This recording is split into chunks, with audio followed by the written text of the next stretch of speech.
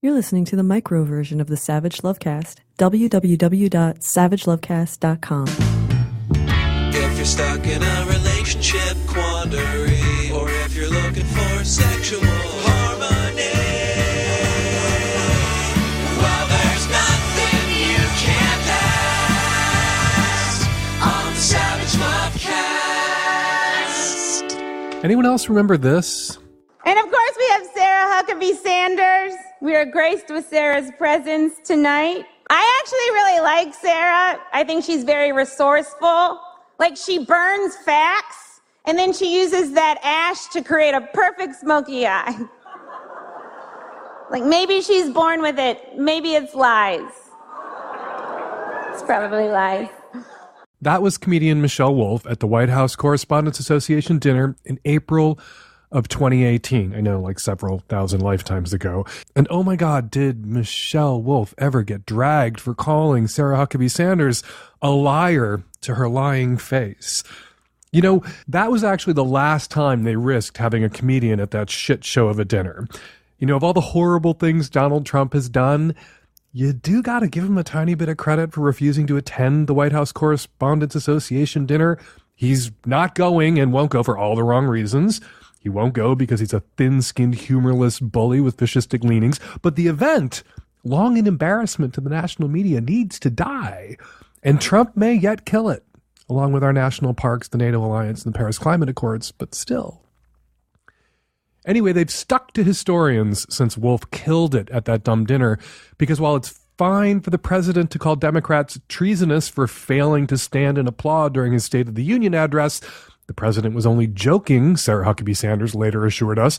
Calling Sarah Huckabee Sanders a liar to what we knew then but couldn't yet prove was Sarah Huckabee Sanders' lying face, that was not okay.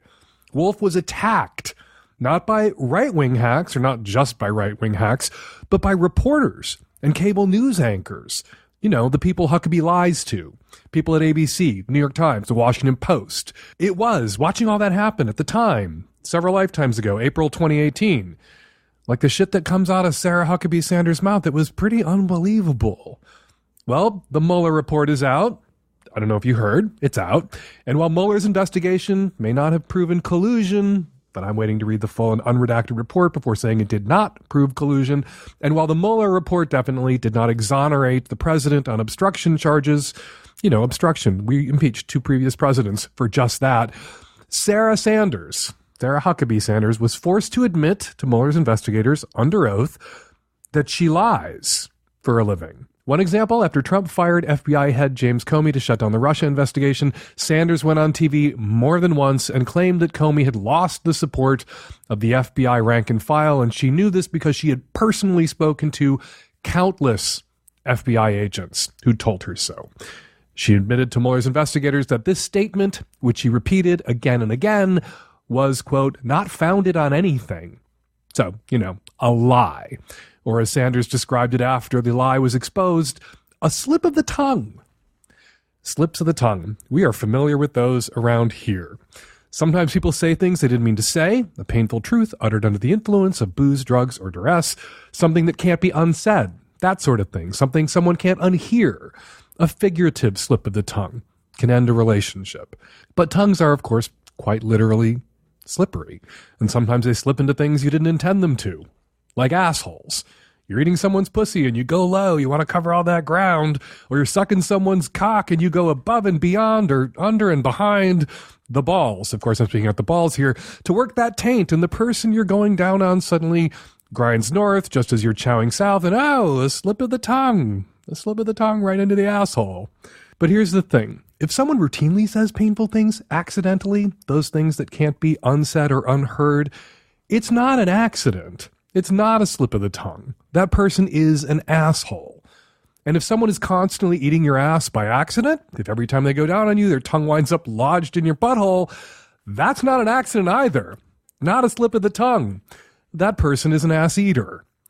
Sarah Huckabee Sanders, she doesn't do it by accident. That tongue doesn't slip. She lies. She's a dirty fucking liar. And Michelle Wolf is owed an apology. Anyway, I just re-listened to that whole performance, Michelle Wolf at the White House Correspondents Association dinner. And while everyone bagged on Wolf for calling Sarah Huckabee Sanders exactly what she is, a liar to her lying face, I thought Williams' bit on Trump's biggest lying liar, Kellyanne Conway, was a whole lot funnier. And because this is my show, we're going to listen to that clip too. You guys gotta stop putting Kellyanne on your shows. All she does is lie. If you don't give her a platform, she has nowhere to lie. It's like that old saying, if a tree falls in the woods, how do we get Kellyanne under that tree? I'm not suggesting she gets hurt, just stuck. All right, coming up on today's show, tons of your Qs, lots of my As on the Micro and on the Magnum subscription edition of the Savage Lovecast that you can subscribe to at savagelovecast.com. Twice as long, lots of guests, no ads. Dr. Wednesday Martin joins us to discuss her book, Untrue, Why Nearly Everything We Believe About Women, Lust, and Infidelity is Wrong, and to take a couple of your calls with me. All that coming up on today's show. Thanks to Roman for supporting the Savage Lovecast. Roman is a men's health company that offers remote online diagnosis for ED and convenient monthly delivery of medication. For a free online visit, go to getroman.com/savage. That's getroman.com/savage. MeUndies makes feel-good underpants your butt will be proud to wear and you will be proud to be seen in. They will be the most comfortable pair of underwear you will ever own, and to check it out yourself, go to meundies.com/savage. Support for today's show, support we are very grateful for, comes from Stamps.com. With Stamps.com, you can access all the amazing services of the post office right from your desk in your own home, 24 hours a day, 7 days a week. Just click, print, mail, and you are done. It could not be easier. And right now, use Savage for this special offer. Includes up to $55 worth of free postage, a digital scale, and a 4-week trial. Do not wait. Go to Stamps.com, and before you do anything else, click on the microphone at the top of the homepage and type in Savage. That's Stamps.com. Enter SAVAGE. Hi, Dan. This is a 22-year-old female from the East Coast. I went through a breakup recently where I left somebody that I had been dating for roughly 2 years, and we had been living together. We broke up about 8 months before the end of our lease, and I am having a hell of a lot of trouble trying to figure out how to be fair. I'm still paying rent there, and I'm still paying utilities, and I've been kind of okay with that because I feel pretty shitty about the whole situation, and I'm in a more financially stable situation. But recently, the ex has asked me to move all of my stuff out. Now, I'm just staying with friends and kind of staying in somebody's spare bedroom, so I don't really want to move all my shit over there. And I also kind of feel like if I'm paying that much in rent every month, I should be able to leave my shit there if I want to. So if you know of any way to do this and maybe maintain a friendship if possible, please give me a call back. How much shit are we talking about? Basically, it's his apartment, you moved out, but it's your storage unit so long as you're still paying rent and utilities if the shit we're talking about is a reasonable amount of shit. If it's an unreasonable amount of shit, if the place is packed, if you are a bit of a hoarder and he has to tiptoe through your belongings every day and deal with all the painful memories that those belongings bring to the surface, I could understand him wanting at least some of your shit out of the apartment. But if you're paying rent and there's furniture and some possessions there and some stuff in the apartment storage unit, and he's just telling you to get your shit out of there because he's angry and hurt about having been dumped and this is him retaliating, well, then your next and obvious move is to tell him that you will take all your shit out, but you're not going to pay rent anymore or utilities anymore. And he's going to have to find a roommate to take over that half of the rent and the utilities. But so long as you're paying rent and utilities, you should be able to leave your shit in the apartment. That said, do you want your shit in the apartment with him when he is pissed off? Is he going to hold your shit hostage? Is he going to treat your shit badly and damage your shit? You really have to weigh whether it would be to your advantage in the end to get your shit out of there, even if for your own reasons, so as not to like fuck up your credit score or whatever else, you decide to keep paying rent after all.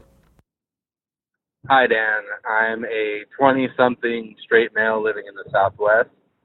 I just have a question regarding a sexual partner I had who we had some heavy emotional ties confided in me after our sexual intercourse that we used protection and everything, but that she was a carrier of herpes type 2, the genital one, and said that she had no outbreak at the time and there's no reason to be concerned, and she'd even pay for the testing if I was concerned. My worry comes from, and the reason I ended things with her, was the fact that she wasn't forthright with me. And I've been feeling guilty, and she's been messaging me and calling me, making me feel even more guilty. I'm just wondering if that's within the realm of being okay to prefer not to be lied to about something as important as that, rather than having, it's not stemming from the issue that she has, it's stemming from the fact that she wasn't honest. And so I'm just wondering if I'm kind of being a dick in that sense, or if I have the right to. I've never been in a situation before, so yeah, thanks. HSV1, which we think of as the cold sore herpes, and HSV2, which we think of as genital herpes, people can get either in either place, so it's a distinction often without much of a difference. HSV1 is much more common, much more prevalent. HSV2, less common, less prevalent, but still, HSV2, 25% of women, 10% of men, most people don't know they have it. HSV1, some estimates, 2/3 of the human population have HSV1, and they can pass that on. Most people who have herpes don't know they have it. People who have it and know they have it because they had an outbreak and it was severe enough that they went to the doctor, they got diagnosed, they got treated, maybe they're on suppressant drugs now, which makes them less likely to have outbreaks, less likely to pass that virus on. They go into all future relationships with this burden of having to disclose at some point this thing that in most people's lives is not any sort of deal, big or small, at all. Most people who have herpes don't know they have it. They had one outbreak that was very minor. They may not, in some cases, have even realized they had an outbreak, and they never have another outbreak again. This woman should have told you. I think people with herpes should disclose. But the overreaction and the shame and the stigma that get heaped up on people with herpes who do the right thing and disclose disincentivizes disclosure. And most people who have it, who have to disclose, are in this position where they know it's not a big deal, but the person to whom they're disclosing, who may have herpes themselves, statistically highly likely that they have herpes themselves and they don't know it, they don't know it's a big deal. And they overreact. And I think you might be overreacting. I think you need to apply a little empathy in this case. Put yourself in her shoes. She should have disclosed. I think people with herpes should disclose to protect themselves from overreaction, from after-the-fact rejection, from making an emotional investment in someone who's then going to pull away, someone who may have herpes themselves and not know it because they're afraid of getting this thing that they already have, or if they don't, it wouldn't be that big a deal if they did. And so she didn't disclose. She hesitated to disclose. And then after the fact, did the right thing. After exposing you potentially to this thing that you, if you've had more than 6 sex partners, have been exposed to already and very likely may already have. Try to be rational about it. Put yourself in her shoes. Maybe the last 6 guys she told freaked the fuck out and rejected her. And so she figured, I'm just going to go for it and then tell him. And maybe that was not an optimal choice. Maybe that was a selfish choice on her part, but perhaps it's a choice that you could understand. Maybe it's a choice that you yourself would make if you were in a similar circumstance, if you were in her shoes. So in answer to your question, yeah, I do think you're being a little irrational here. Ideally, she would have told you in advance. Ideally, you could have made an informed choice. But most people who are told in advance by someone that they have herpes, most people who get that kind of disclosure, don't make an informed choice. They make a misinformed choice. They make a choice that is informed only by fear and ignorance and shame and stigma. And then people wonder why people with herpes decide to not disclose at all. Would rather take the risk of telling someone later or not at all. We live in a hard world. That's why your underpants You need to compensate for all that hardness by being as soft as earthly possible. MeUndies.com is the answer. MeUndies uses the coveted micromodal fabric, which is 3 times softer than cotton. Not only will you feel like your loins are being hugged by joy itself, but MeUndies gives you multiple style options for both men and women. Men can now try the new boxer brief with fly, which is the same great cut as the boxer brief, but now with the added option for guys who prefer to go through the gate rather than over the vents. MeUndies is also the go-to for the softest loungewear on the planet. Hang out in their super comfy lounge pants like I do, or their onesies, if that's your style. Yes, MeUndies does make onesies, and they are incredible. Nancy and her daughters love MeUndies. Me and my husband love MeUndies, and I predict you will love MeUndies too. MeUndies has a great offer for my listeners. For any first-time purchasers, when you order any MeUndies, you get 15% off and free shipping.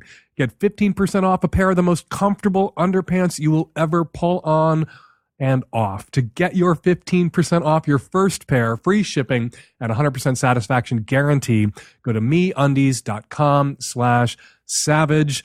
Support your junk, support the Lovecast. Go to MeUndies.com/savage. That's MeUndies.com/savage. Hi, Dan. I'm calling because I know a lot has been covered about how and when to disclose something like having had a herpes outbreak, which I did. So I'm now wondering if you could help me know what I'm expecting in a person as a reaction. I'm dating someone who I told about the outbreak and is treating me like I have some sort of, I don't know, like Ebola or something. And he is very uncomfortable with it. He's trying to be understanding. There's a big stigma. And I don't think he's well informed enough to understand how common it can be and how really not dangerous it is. So I think I'm going to decide to not continue the relationship, but I'm wondering, what is the expectation? What is the expectation for people who disclose that they have herpes and they are telling someone, and then they want to be in a relationship with someone that maybe doesn't have a lot of information, and you're giving them information and encouraging them to understand it better. What is the expectation? Should people be able to have the concerns but also not treat you like you have to wear a full hazmat suit when you're in bed? It's perfectly reasonable not to want to have herpes. It's perfectly reasonable not to want to have blisters on your genitals every once in a great while, or even once and then never again. And it is kind of perversely reasonable that people fear contracting herpes, not so much because of the consequences of contracting herpes physically, but socially, because of the shame, because of the stigma, because of the fear, because of the rejection that you're likely to encounter from fearful, ignorant people who are acting not on information, but misinformation. So what can you expect? You can expect some of what the previous caller's sex partner was subjected to: judgment, shame, rejection. You can expect that. You can regard the disclosure, though, as a test of someone that you're thinking about dating. It's a test that your current partner is failing, and failing pretty spectacularly, but maybe he will come around. A lot of people have herpes, don't know they have herpes. They have their first outbreak years later, or their first noticeable outbreak years into a relationship with somebody else, and their partner freaks out. They think that means they've been cheated on, and that is not necessarily the case, and often isn't the case. Most often isn't the case. And so your partner is probably reacting, your current partner that you're thinking about dumping, for his reaction, from ignorance and fear. A lot of us react initially to bad news or scary news out of ignorance and fear. If someone who's reacted with fear out of ignorance goes and gets the information they need to walk that back, to unpick that lock, to get sane and sorted about it, well, then they're demonstrating to you that there's someone you might want to continue to be with or consider continuing to be with. You're going to want to sleep with people going forward who aren't afraid of you, aren't afraid of your body, and aren't afraid, really, of herpes, because they understand what it is and what the risks are, or they have it themselves. I've encouraged people to disclose. It is sometimes the case when you make that disclosure, the other person turns around and discloses the same thing or a similar thing. You may disclose that you have herpes to someone. They may turn around and disclose to you that they have HPV or that they have HIV. You are demonstrating to this potential new sex partner that you're going to be honest and direct and open and vulnerable with them. And sometimes you get rejection in response to that. Sometimes you get honesty and vulnerability in response to your honesty and your having made yourself vulnerable. Disclosure is a sorting hat. It is a superpower. Use it going forward. No one really has time to go to the post office. You're busy. Who's got time for traffic and parking and lugging all your mail and packages around? It is a real hassle. That's why you need Stamps.com, because it helps you avoid all that hassle. And it's one of the most popular time-saving tools out there for small businesses. Stamps.com eliminates trips to the post office and saves you money with discounts you can't even get at the post office itself. Stamps.com brings all the amazing services of the U.S. Post Office right to your computer, whether you're a small office sending invoices, an online seller shipping out products, or even a warehouse sending thousands of packages a day. Stamps.com can handle it all with ease. Simply use your computer to print official U.S. postage 24/7 for any letter, any package, any class of mail, anywhere you want to send it. Once your mail is ready, you just hand it to your mail carrier or drop it in a mailbox. It's that simple. And with Stamps.com, you get 5 cents off every first-class stamp and up to 40% off priority mail. Not to mention, it's a fraction of the cost of those expensive postage meters. Stamps.com really is a no-brainer, saving you time and money. It's no wonder over 700,000 small businesses already use Stamps.com. And right now, my listeners get a special offer that includes a 4-week trial, plus free postage and a digital scale without any long-term commitment. Just go to Stamps.com, click on the microphone at the top of the homepage, and type in Savage. That's Stamps.com, click the mic, enter Savage. Hi, I'm a 28-year-old cisgendered woman. I just got back from, a night where I thought it would be mutually using each other for some sex and cuddles or whatever. And this is the second time. And the second time in a row, he has gotten off and I have not. And the first time I kind of let it go because I had fun and he did too. And I thought, first time sleeping together, whatever. And then second time it happened again. So I didn't freak out. I just said, hey, it's really hard for me to ask for what I want in sex. It's something I'm working on in therapy. I said, hey, I'm really close. Do you think you could help me get there since you just did? And he said, oh, yeah, okay, one sec. And it's just like his tone, and I said, you know what, forget about it. And he was like, no, okay. And then I just started crying because it's like, the amount of times I've been in relationships or I've had dating people, it has happened about 95% of the time where I meet guys who are just so selfish of lovers. They could not care about getting you off sex and their orgasm. And it's like, they'll even say to you, oh, you got so close. Yeah. Do you think you want to maybe finish me off? Nope, none of that.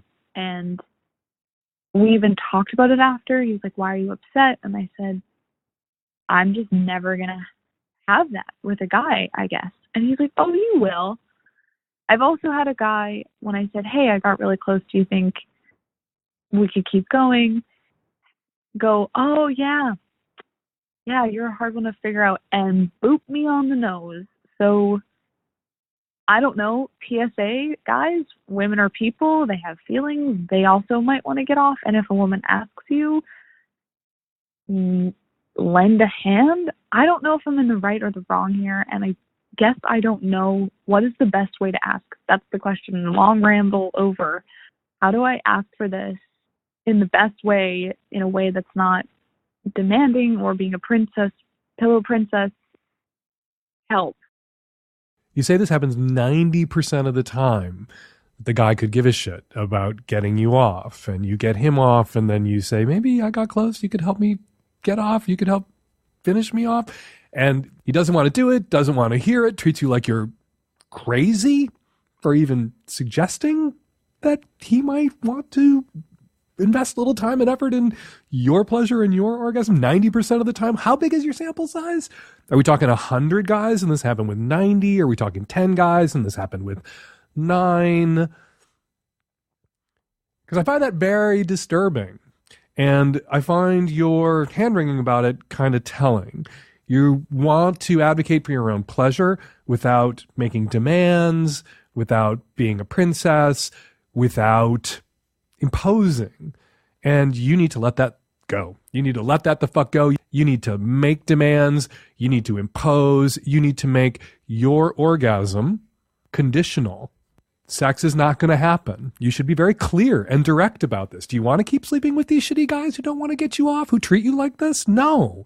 So just be very clear going in that you're going to get them off, but you fully expect they're going to get you off too. And you should say to them, if you're the kind of guy right after you come where you just can't do anything, where your dick goes away, your boner goes away, your interest in sex goes away, maybe a little bit of disgust with the body of the other washes over you, you need to get me off first. We need to make sure that I come first and maybe more than once before you come. And if you lay that all out there, you know what you're going to select for in the end? You're going to put that out there, and guys who don't give a shit about whether they get you off or not, the guys who created the orgasm gap in opposite sex relationships, they're going to run screaming and fucking good fucking riddance.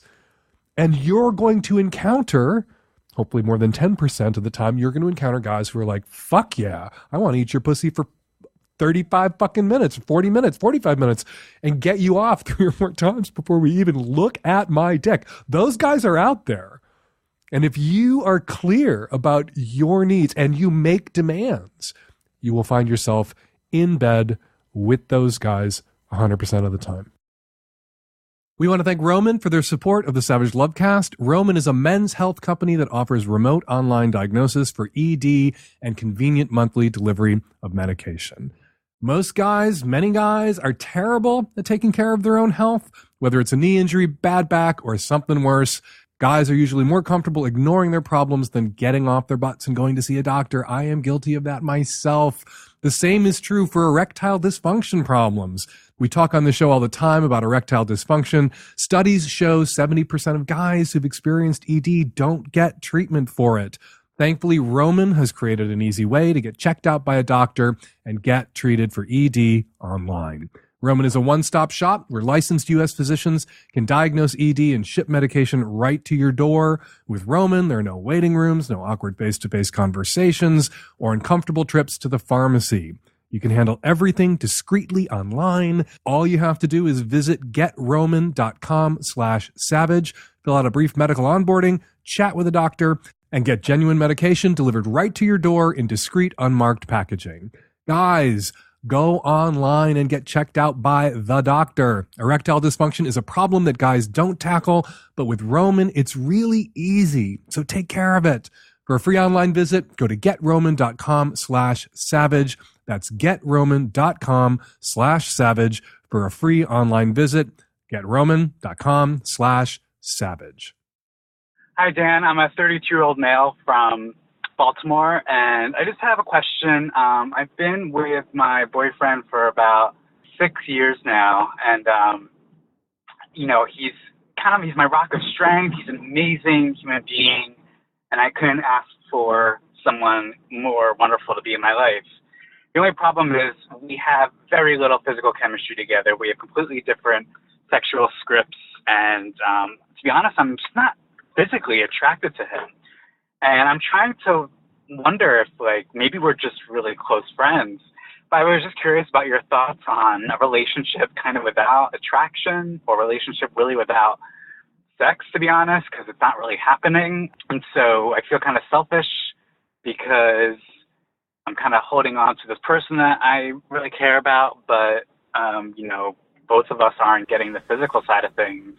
Can a loving, committed, sexless relationship work? Yeah, we call those companionate relationships or companionate marriages. They can work, and they can be wonderful so long as everyone involved, both parties, are content, either content with sexlessness or the couple together have crafted accommodations that allow for some sort of sexual freedom, some sort of sexual expression with others or solo, that creates that contentment that make that relationship work. So if you're in a sexless relationship and you're happy and your partner is miserable, yeah, that's not going to work. If you're miserable and your partner's happy, that's not going to work. If you're both fucking miserable, this is a problem you keep trying to solve and you're in couples counseling about it and you're in sex therapy about it and you just can't fix it and you're on the rack about it all the time, yeah, that's not going to work either. But if you're loving, supportive partners, in an otherwise terrific relationship, not otherwise, in a terrific relationship where there is no sex because you're asexual, because you have a low libido, because you have different sexual scripts, or maybe you're not each other's types in some tripwiry way, but you allow for your partner to express themselves, or your partner doesn't desire to express themselves sexually, and vice versa, yeah, absolutely can work. There are plenty of examples out there of this working. It's kind of ironic. There are a lot of people out there in open relationships who aren't out about the fact that they're in open relationships. They're perceived to be monogamous because they don't want to be judged or fired or shamed by their families. And there are, at the same time, a lot of people out there in wonderful, committed, companionate relationships that are very fulfilling who aren't out about the fact that their relationship is sexless because they don't want people to think there's something wrong with them, or they're not truly in love with each other because they aren't having sex. And it's sort of a fine line we all walk. You don't want to be perceived as having too much sex, even in the context of a monogamous relationship. You also don't want to be perceived as not having sex at all, even in the context of a committed, loving relationship. When the only thing we should be asking people is, does this work for you? Are you content? Are you happy? The only thing we should be asking others, also the only thing we should be asking our partners. So the question that you called me with is not really for me. It's for you and it's for your partner. Are you happy? Are you content? Do you want to stay in this relationship given that you guys don't share a sexual script and the relationship is largely and ultimately, in the cases of relationships that are largely sexless, it is going to be entirely sexless in time? And if the answer is yes, then it works. Both answers, yours and his. But if either answer is no, then it won't work. Hi, Dan. I am a 24-year-old straight female in the Midwest, and I recently figured out that I might have a kink. I've always been attracted to the guys that don't seem into me right away and that I have to chase. If a guy's really into me right away, I'm really turned off, frankly. Just having the chase honestly makes me feel alive. It makes my heart race, and it makes the sex hotter and more rewarding. And another aspect of this is when I'm with a partner and I know there's no chance of us having sex that day or night, I get so incredibly horny and I want it more than anything. So would you say that this classifies as a kink of sorts? And if I'm with a regular partner, how can we incorporate this into our regular sex lives? Like, how can we act like my partner doesn't really want me, so I have to try really hard and keep chasing him? One partner wanting sex more often or wanting sex at all in a relationship, that's really common. You may find yourself in a relationship like that without much effort. You may find yourself with a guy with a much lower libido that you have to chase around the sofa and pursue for days and enjoy the horniness that builds up and the frustration, and then fuck every once in a while. You can also build that in. I'm not sure I would call this a kink, but you can certainly call it a kink if you'd like to call it a kink. What you like are obstacles and hurdles, that there's the chase and the hunt, and that turns you on. And if it's too easy to get the sex, it's not as hot for you. And so in a long-term committed relationship, you can construct obstacles, you can construct hurdles, and you can do it playfully and knowingly. You can tell your partner that you want to be refused. And if they understand that, refusing you makes you horny and telling you not tonight, tomorrow, and then tomorrow telling you not today, tomorrow, that they're just cranking you up. And then the sex they're going to have 2-3 days from now, after keeping you frustrated and horny, keeping you in a kind of chastity play, is going to be that much better and hotter for all of you. Yeah, then you're talking a lot of quality over quantity there in that relationship. And that sounds really hot You just have to go into the relationship, if you get into a relationship, knowing yourself and being willing to share this information about yourself, what you've come to understand about your own sexuality with your new partner. And then consciously making an effort to build in what works for you into your sexual dynamic with your long-term committed partner. And it really won't be that hard. As kinks go, yeah, you don't need to do a lot of accessorizing here. You're not going to have to run to the kink shop. You're not going to have to invest in thousands of dollars worth of gear. You're just going to have to do a little playful denial. As for why this is a turn on for you, I think the answer is obvious. I won't describe it as narcissistic. I don't think it's narcissism, but it is, when somebody who initially can resist you, when their resistance crumbles, what that says is you're all that. You're that fucking hot. You're that fucking desirable that somebody who initially rejected you succumbs to their desire for you. And that means you are that fucking hot. Caveat, footnote here. I hope you're respecting everyone. I hope you're honoring consent. I hope you are not being coercive, and I trust that you are not. Hi, Dan. I'm a cis woman calling from Canada. My question is about female orgasms and some of the terminology surrounding this. Does orgasming and coming mean one and the same thing for females? I've only started being sexually active in the last year, and when I masturbate, there's a point where I reach the peak and there's almost a wave-like feeling that passes through my body. It definitely feels like a release and lasts for a few seconds. I'm certainly desensitized for a little bit right after, and I think I'm orgasming in these instances. There's no ejaculation in moments like this, so am I still right in calling this me having come? Is ejaculation necessary when orgasming for women? We have a different term for female ejaculate when women ejaculate. We call it squirting and female ejaculation, because coming means climaxing. You've arrived at your climax. You've come to climax. A guy, when he comes, ejaculates. A woman, when she comes, some squirt, some also ejaculate. Most do not, but you still come. So yeah, what you've described there, you are coming. I would encourage you to keep masturbating and keep exploring and getting to know your body better all on your own. You may find as you ride those plateaus on your way to that moment where you're climaxing, you may find you can make your climaxes more powerful, make them last longer, have more in a row. Even if you're a little desensitized at first, right after that orgasm, you can keep going potentially. And yeah, all that's coming. You're orgasming, you're coming, you're climaxing. And ejaculation is a whole other thing with a whole other name. Congratulations. Hi, Dan. Last night I had a really tense conversation with some lesbians in a gay bar, and I'd like to hear your thoughts on what was said. I am technically bisexual in the way that I find both men and women attractive. However, I am also romantic, and I'm not a fan of casual sex, so I don't really ever sleep with men.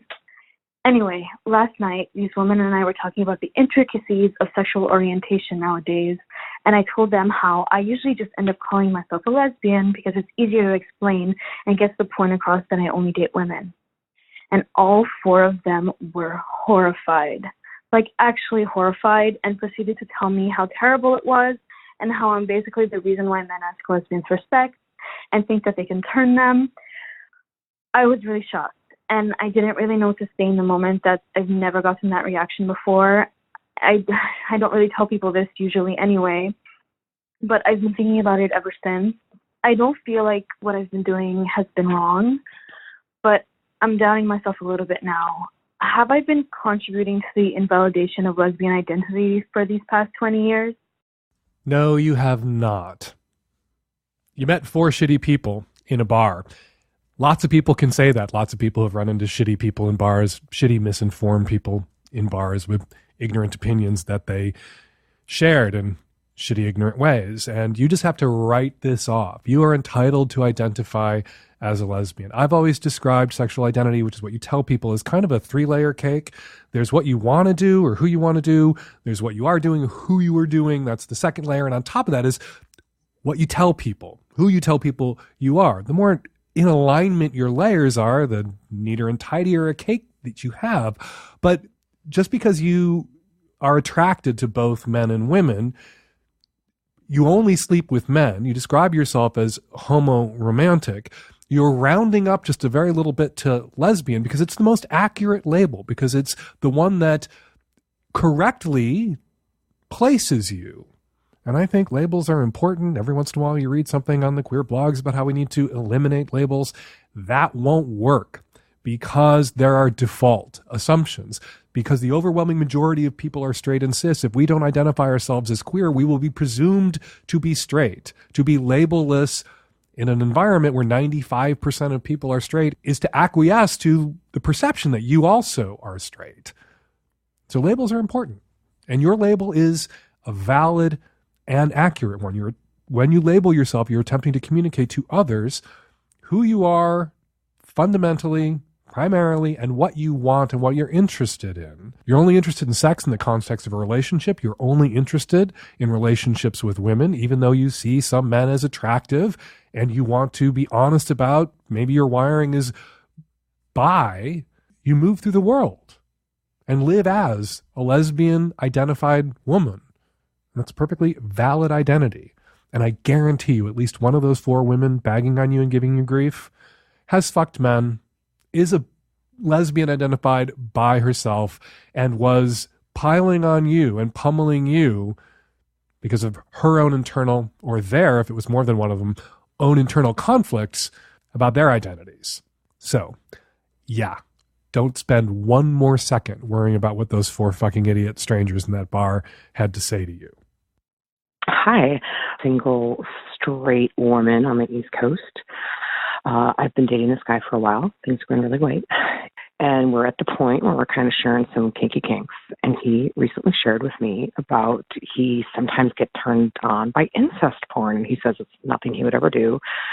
But, you know, it's there. And I know, of course, from listening to your show that can be a thing. And it's not necessarily a danger or anything of that sort. And I believe that is the case with this fella.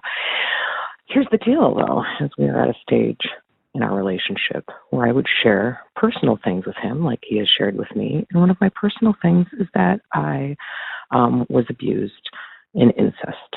So what do I do? You know, I want to open up and be intimate with this guy emotionally. Do I share with him, you know, this thing happened to me? Please note, I'm great. Years of therapy has gotten me to a very healthy point. And I don't know. Do I share this with him? Do I want him to fetishize something that occurred to me and was traumatic and I'm over it? I mean, I don't know. Dan, help me out. It's commendable that you don't want to kink shame your partner, but we don't want to overcorrect in the avoiding kink shaming department. You have a history of abuse, incestuous abuse. Most people who are into quote unquote incest pornography, they're not interested in actual incest personally themselves. They're not interested in having sex with family members, their own family members. It's the taboo, it's the transgression, and a lot of the incest porn that's out there, and it's really creepily popular. And for those of us that don't click with it, it can draw a visceral negative reaction. A lot of it that's out there is stepsister, stepbrother, it's stepmother, son, some of it is mother, son, and it is what it is. And again, for most people who are turned on by it, it's the transgression. It's the violation of these norms that turn them on, not the idea of having sex with their own parents or their own siblings or their own children. And so people who are aroused by this scenario are often unfairly judged, unfairly shamed. You don't want to make him feel bad, but you don't want his interest in incest porn to make you feel bad. And he needs to know this. You should share this with him. He's already shared with you this turn on, or you stumbled over this information about him. And if you've reached the stage of your relationship where you're unpacking your damage, where you're showing each other your scars, you should share this with him. That may result in you guys having a conversation about what it is about incest porn that turns him on, that builds a kind of psychological and emotional and sexual firewall between his interests and your experience. You know, his turn on, his kink being what it is, and your experience of abuse and violation that was incestuous. Not the same thing as incest porn fantasy scenarios. And it's important to understand that distinction. a lot of people out there who've suffered sexual violence, where there was coercion, where someone in a position of power abused them, abused their trust, took advantage of them, exploited them when they were vulnerable. Well, a lot of our fantasies, almost all sexual fantasies, involve some degree of power play and power differential, and briefly entered into consensual exploitation of played up or perceived vulnerabilities. And yet we somehow manage to navigate that in our relationships. You two can perhaps navigate this too, but what he has to demonstrate for that to be possible is a sensitivity to your experience and your experience of trauma, and your trauma being attached to this incestuous abuse, this circumstance. What do you need from him to be comfortable in this relationship with him? Is this something about his sexuality that he needs to keep from you, make a good effort to wall you off from, that you don't want to hear about, and you would appreciate him deleting his browser histories, being conscientious about it?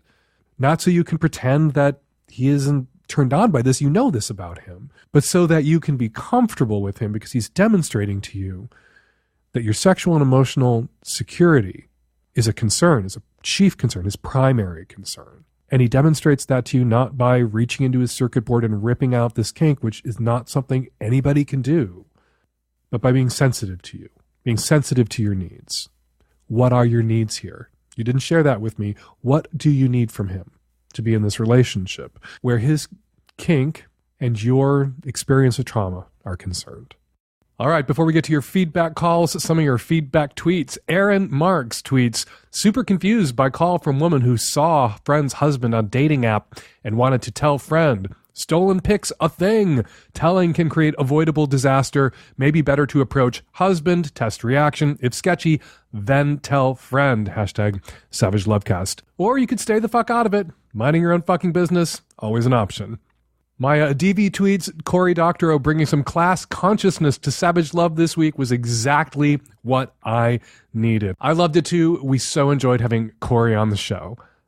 Rachel Cunliffe tweets, normal sex. Can we get anyone who expresses this view in public to listen to @FakeDanSavage's Savage Lovecast for 5 minutes? You very, very quickly realize that there's literally no such thing as quote unquote normal sex. Thank you all for tweeting about the show. If you want me to read your tweet on an upcoming episode of the Savage Lovecast, be sure to use the hashtag Savage Lovecast. And now, response calls. Hi, Dan. This is in response to the caller in episode 651 who had dates react badly when she told them that she was a gig driver. And I think you and Cory missed something, which was that the caller kept using language like rolling it out, which made me think that she may be telling dates about her job the way that you often tell people not to tell people about their kinks, as though it's cancer or something that they should be ashamed of or embarrassed by. And it's possible that these guys she's going on dates with are more put off by her discomfort than her actual job itself. But if that's the case, then you just need to own what you do for a living. Maybe open that convo by talking about something that you really like about being a driver. Or you don't have to pretend to like your job if you don't. You could just say something like, right now I'm working as a gig driver while I look for a job in the field I got my degree in, which is X. This is so common a thing, and it's not anything you need to feel bad about. So if guys balk at that, then yeah, they're a classist piece of shit, and you can feel confident dismissing them from your life. Hi, this is a comment for the caller who was getting a blowjob, a not ideal blowjob, during group sex. My husband and I also hook up with other couples, and it definitely is an adjustment when you want to try to figure out what somebody else likes, but it's also a huge turn on when someone tells you exactly what they like. So I suggest to him to say, hey, while she's about to start giving the blowjob, say, hey, this is actually how I like it. I'm going to walk you through it. It's really hot. Hi, Dan and the Tech Savvy at Risk Youth. I wanted to say great job at telling that girl whose friend is transitioning and wanted her to keep her accountable. As a trans girl, that's weird. Tell your trans friend that she has to hold herself accountable, because the only person who can push your ass through a sex change is yourself. Your friends can't do it. You got to do that yourself. So good job. Nobody holds people accountable for a sex change. That's That's on you, baby. That's on you.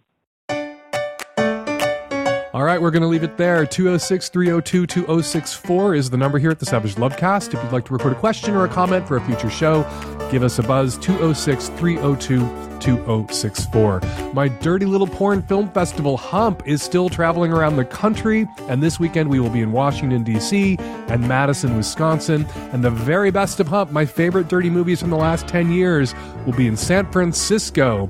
More info and tickets are available at humpfilmfest.com. Follow me on Twitter at FakeDanSavage. Follow Dr. Wednesday Martin on Twitter at Wednesday Martin. The Savage Lovecast is produced every week by Nancy Hartunian and me and the tech-savvy at-risk youth and Nancy. We will all be back at you next week with an installment of Savage Lovecast.